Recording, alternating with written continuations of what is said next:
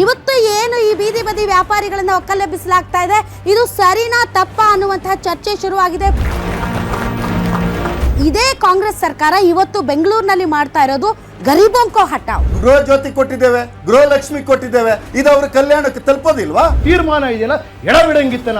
ಬಿಹಾರಿಂದ ಬರೋದು 1,000 ಅಂಗಡಿಗಳು, ಯಾರ್ಯಾರೋ ಬಂದಿರತಕ್ಕಂಥ ನಿಜವಾದ ವ್ಯಾಪಾರಿಗಳು ಹೊರತಾಗಿರ್ತಕ್ಕಂಥದ್ದು. ಇದೇ ಕಾಂಗ್ರೆಸ್ ಪಕ್ಷ ಒಂದು ಟ್ವಿಟರ್ ಮಾಡಿತ್ತು, ಏನಂತ, ಬೀದಿ ಬದಿ ವ್ಯಾಪಾರಿಗಳಿಗೆ ಬೆಳಕಾದ ಕಾಂಗ್ರೆಸ್.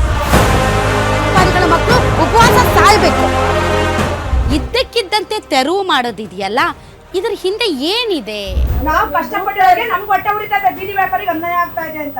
ಫುಟ್ಪಾತ್ ಎಲ್ಲ ಒತ್ತುವರಿ ಮಾಡ್ಕೊಂಡಲ್ಲ, ಫಸ್ಟ್ ಅವರು ತೆರವುಗೊಳಿಸ್ಬೇಕು ಸರ್ಕಾರ ಡಿಸಿಷನ್ ತಗೊಂಡು. ಕೃಷ್ಣ ಬೈರೇಗೌಡರು ಅಧಿಕಾರಿಗಳು ಏನು ಬಂದು ಮಾತಾಡೋಷ್ಟು ಪೇಷನ್ಸ್ ಇಲ್ಲ.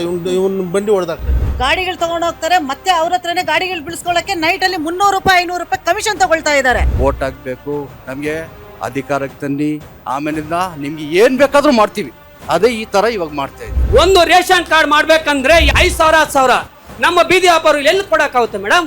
ಭವಿಷ್ಯದಲ್ಲಿ ನೀವು ಮೃಷ್ಟಾನ್ನ ಭೋಜನ ಕೊಡ್ತೀವಿ ಅಂತಂದ್ರೆ ಅಲ್ಲಿವರೆಗೆ ಬದುಕಿದ್ರೆ ತಿಂತಾರೆ, ಸತ್ತೋದ್ರೆ ಏನು ಅವ್ರ ಹೆಣಕ್ ಹಾಕ್ರಿ.